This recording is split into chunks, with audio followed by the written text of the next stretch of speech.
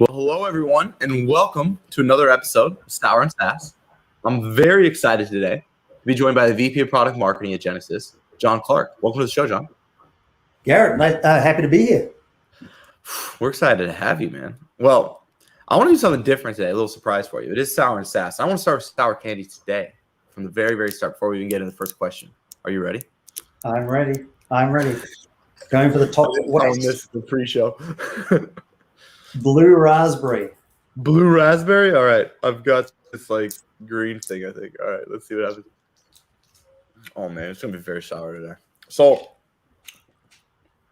I was telling you this before, and I wasn't just pumping you with gas.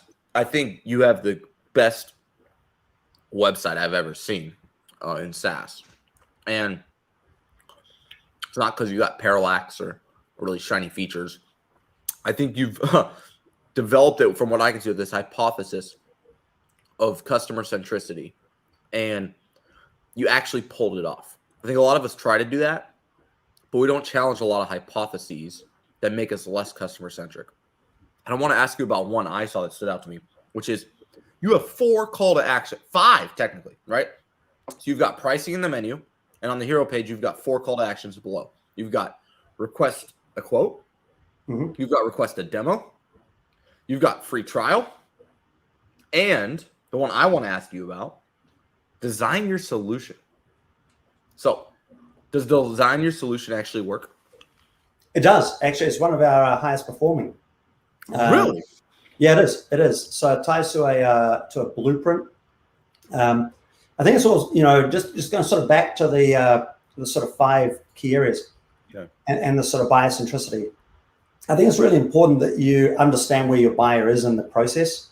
And certainly when they come to your website, you have no idea of that. We like to control them. We like to tell them, here's the one thing you can do, right? We just like to control them as marketers. Why is that bad? Because I think they're all at different stages of the buying cycle. We've got to be empathetic to where they are and what their needs are, and not making presumptions from a marketing perspective. So offering up an array of choices that sort of say, well, where are you? Well, like, what are your needs? Let's start with your need, and let's design an experience around that becomes really critical. For some of those, they want to know sort of, okay, I understand your portfolio, I understand, it matches to my needs. But a big question is like, how do I get there? How do I sort of approach this? What do I start with first? Where do I go from there? What do I need to be successful, etc.? And I think that's where the blueprint comes in, and is really effective in aiding them in sort of mapping out their journey. So that's where I think the blueprint, sort of stands on its own in terms of that ability for the customer to be self-directive, but at the same time for us to be, additive to their experience and helping them through their journey or along their journey. I loved it. By the way, I've got some raspberry finally coming through. Yeah, there's not a lot of like sugar. It's like Dow Chemical and sour, and then there's like a little bit of fruit at the end. You're like, oh, that's not. Yeah, exactly. That's worth it in the end. So now the reason I liked it, and maybe this is because I'm a finance guy, and I like psychology. I get a little excited when I start to play with it because like all of us who have platforms, right? At the end of the day, Genesys is a platform that has multiple use cases. And all of our goals, whether we explicitly tell our customers or not, and we obviously don't, is how do we expand revenue? Like, how do we increase our average order value? I thought the design your own solution was so creative because I didn't realize as I was building my little basket how much item costs. All right, so I was at a grocery store with no stickers until I got to the checkout. And I thought that was really, really innovative. Have you seen that the design your own solution increases product expansion / adoption as well as average order value? I haven't seen anything that's specific to that. Yeah. But I do think that it's important that we understand, or that our buyers understand that, just because they may have multiple needs, but it doesn't mean that the order sort of has to grow, commensurate with the expansion. That there is additional value add, like, hey, you wanted this, but then you added that. Well, you did or didn't add anything incremental to achieve that. And I think that gives them some confidence almost in the reverse of what the sort of the goal is from a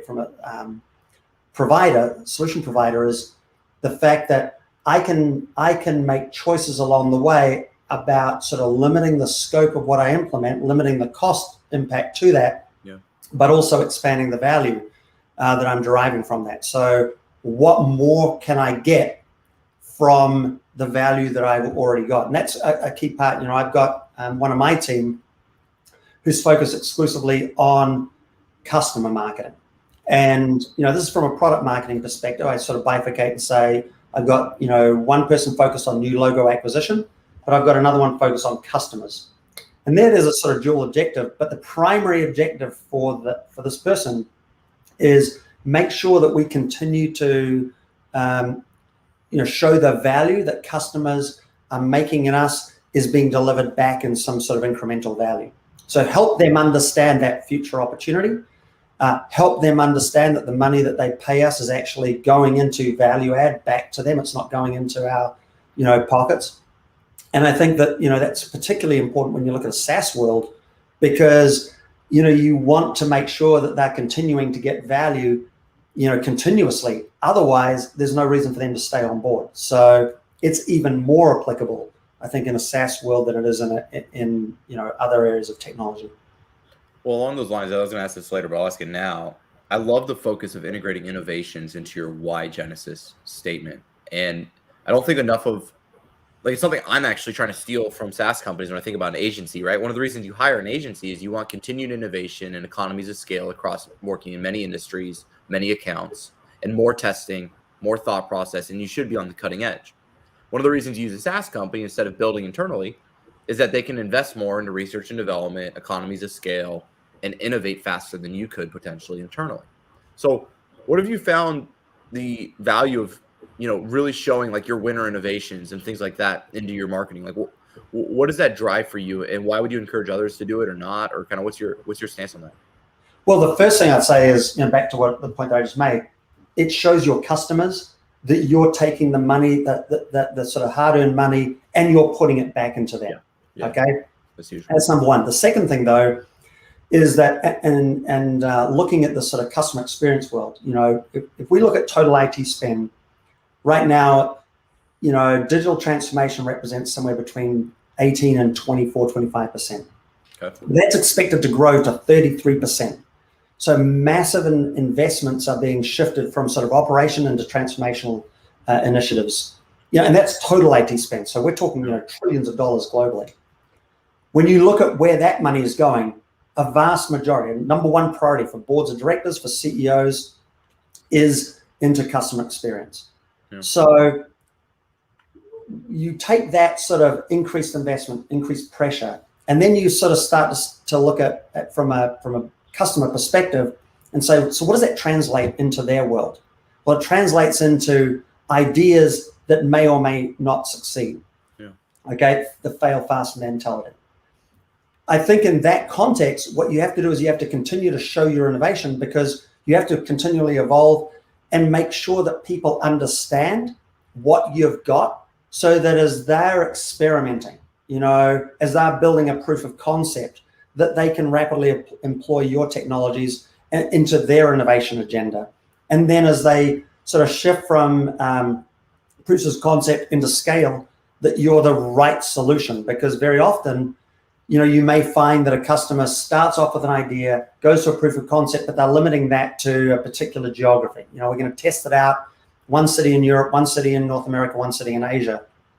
So we need something that can, help us in those areas.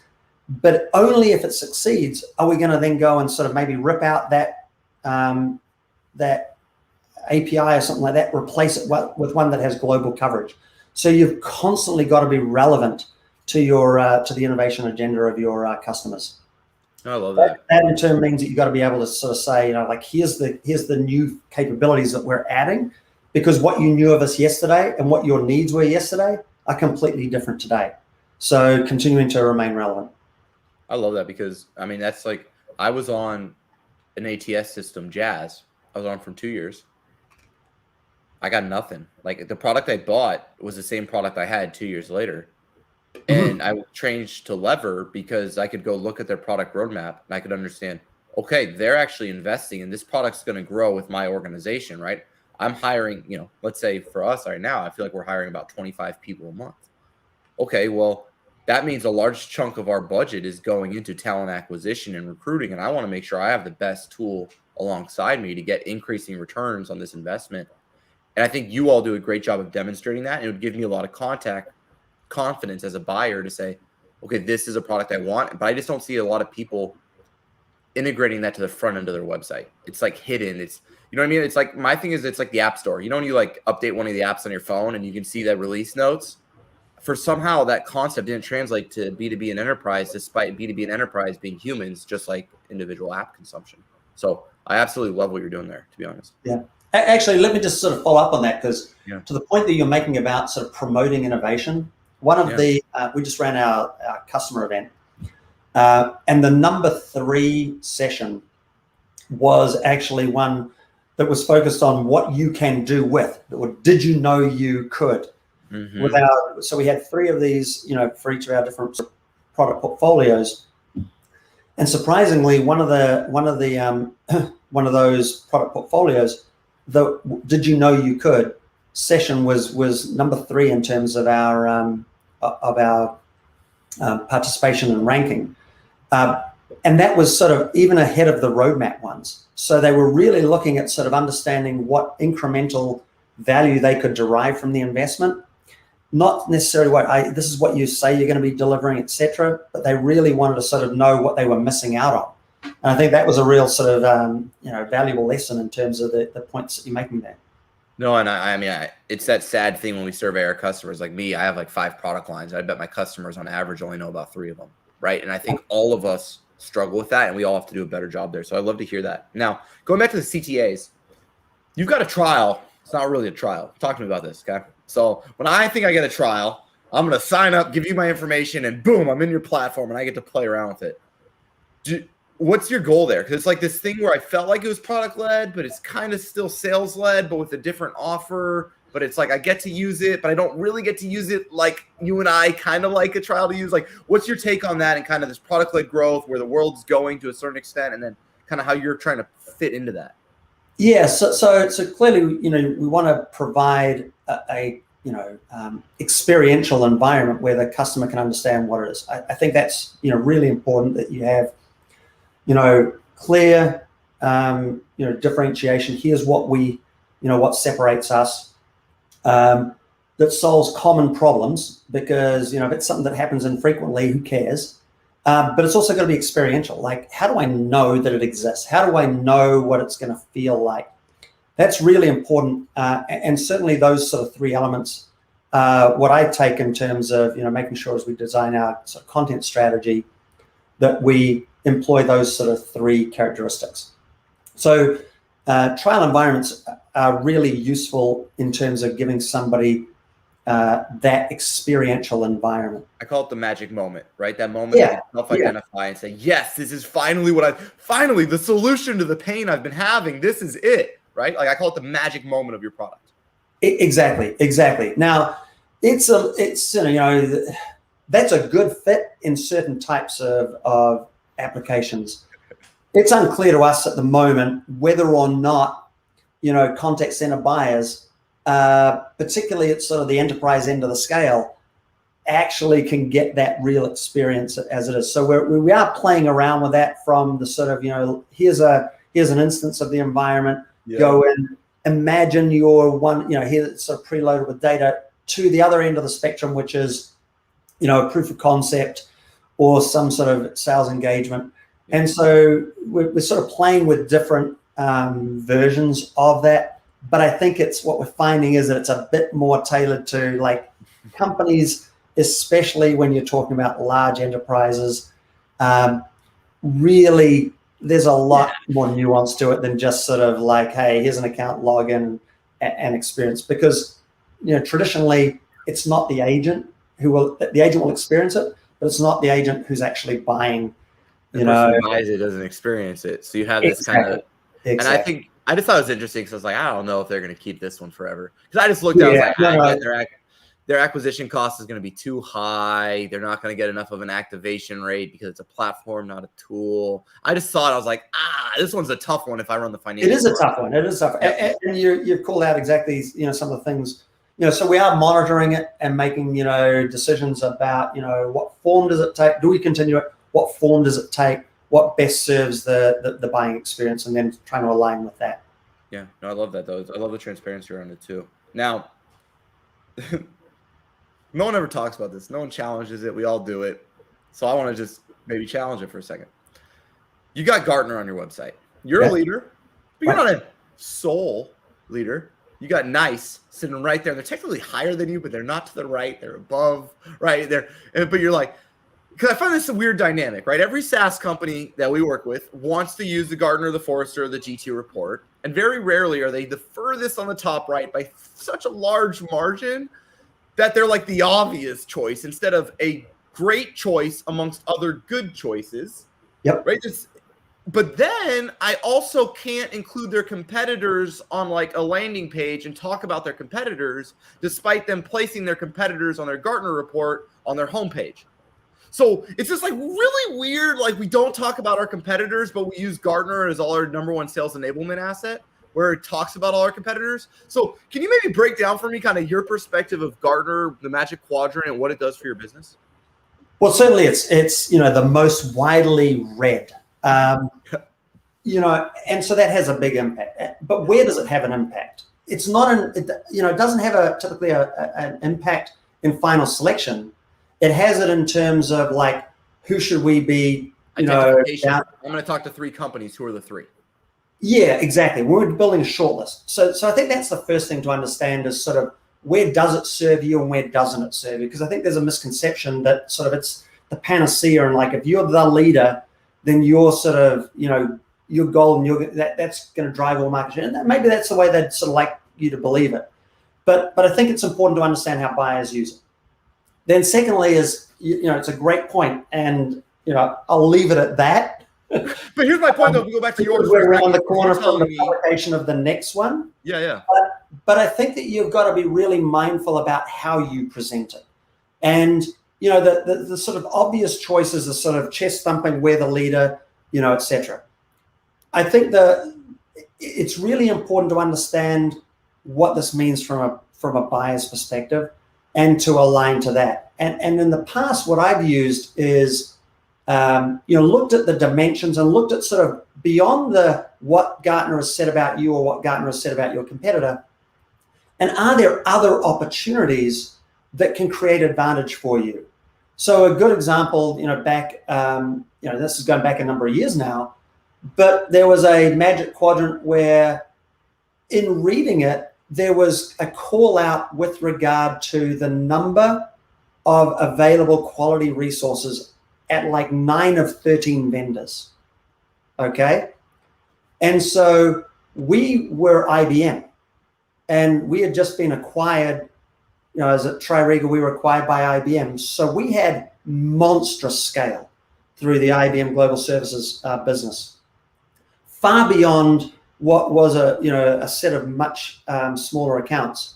So what I took was the opportunity to say, Gartner's calling out the fact that this is a market of scarce resources. Yeah. So as you evaluate vendors, look for ones that have a volume of high quality resources in the geographies that you need them to be. Yeah. Okay. And sort of playing to some of those sort of strengths of what we had available.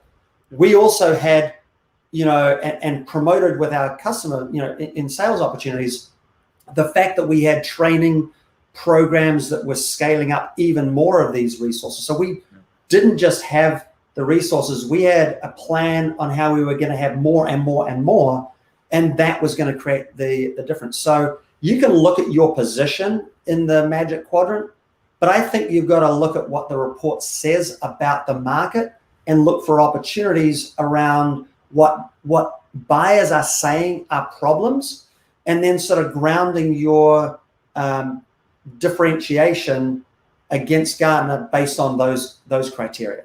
That's the way I've sort of always looked at it.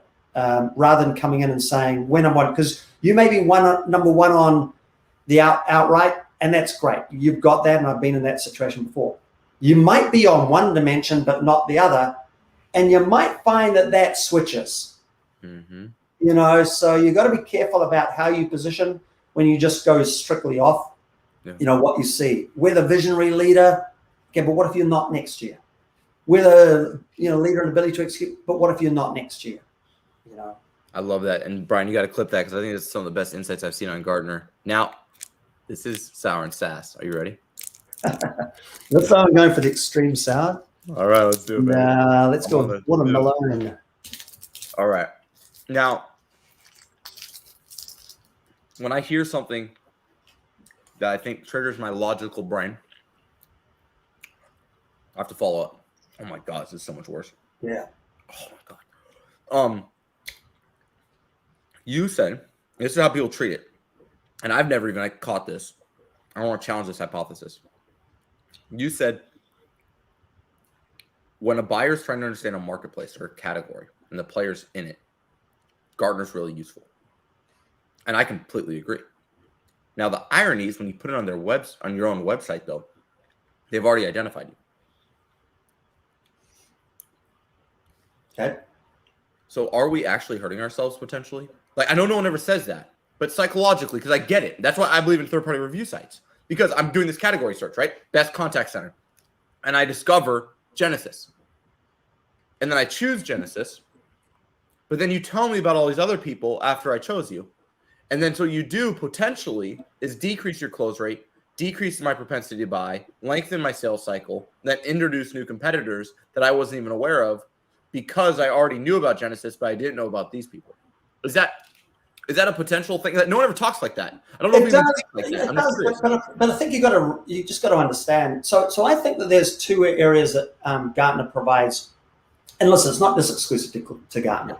I mean, I think that this comes down to, whether it's a, Wave or it doesn't matter who the analyst is or what their sort of proprietary model is. Yeah.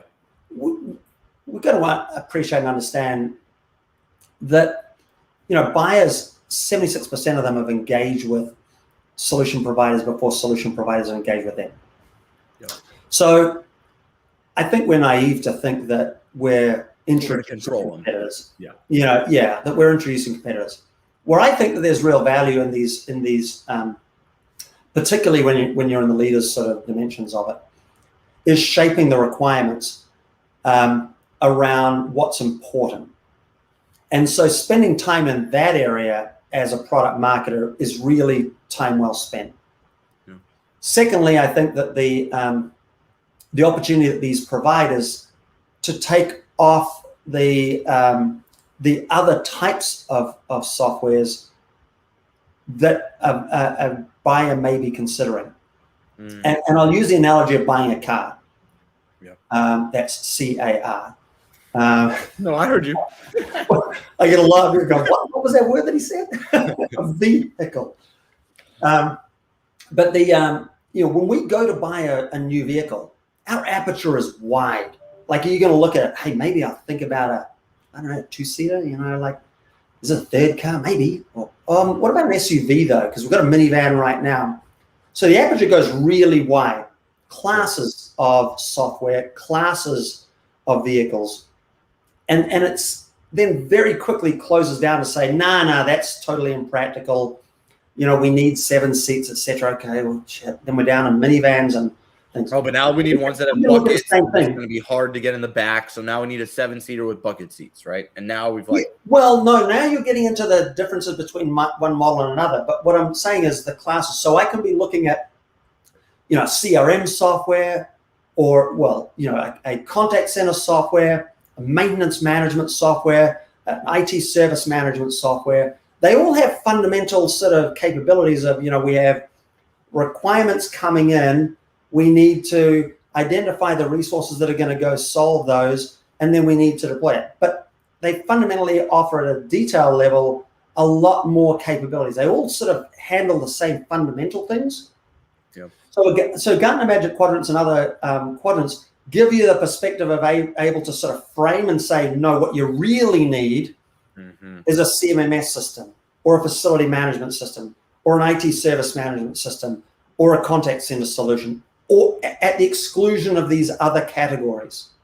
And then you can start to get into, oh, and by the way, these are the companies that you should be considering in your shortlist. So long as you're in the top 3, 4, I think it's worthwhile using them to define category, close the aperture and close it where you're one of the participants.